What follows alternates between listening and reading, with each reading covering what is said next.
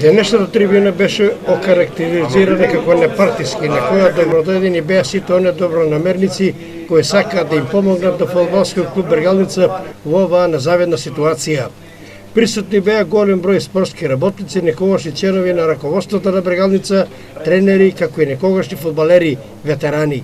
Јас накратко само ги презентирав оние финансиски показатели кои што за нас се видливи во Советот како советници во Советот на општина Штип, а кои што ги имаме преку извештаите што ги добиваме по време од Брегалница и преку оние програми за спорт кои што ги и финансиски средства кои што ги одобрил Советот на општина. Значи тоа не се претпоставки, туку се факти, тоа се бројките кои што кажуваат колку Брегалница потрошила пари од општинскиот буџет за последните 5 години, колкава е загубата на Брегалница и така натаму. Значи тоа се бројки кои што се извадени од годишниот извештај на завршна сметка на фудбалскиот клуб Брегалница. Што велат тие бројки? Колку се? Бројките се поразителни и зборуваат сами за себе. Еве во делот на загубите, значи пренесена загуба за од 2015 во 2016 година е околу 5,5 милиона, а нето загуба во 2016 година е околу 2,5 милиона, што прави значи околу скоро 9 милиона купна загуба што се пренесува во 2017 година.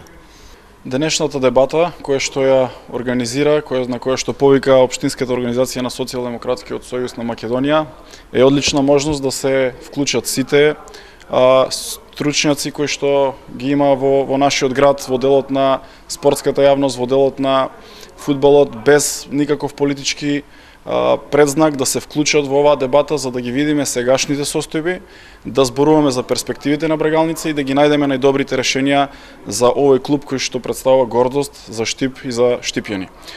Земајки збор, повеќе дискутанти се осврнаа на состојбите и положбата на Брегалница денес и во минатото, наведувајќи настани случки со убави, пријатни и незаборавни моменти, но и со несакани, разочарувачки фудбалски моменти, кои сепак сите тие се составен дел од историјата на фудбалскиот клуб Брегалница.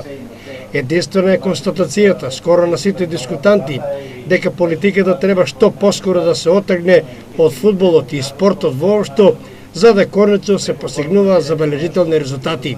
Интересно беше мислењето на професорот Мирко Наџаков, дека конкретно за фудбалскиот клуб Брегалница треба да ја предводат и тоа на подолги стази еден генерален директор и еден генерален секретар, кои би имале увид во состојбите и со финансиите и со целокупниот играчки кадар, како и воопшто би ја креирале политиката на клубот.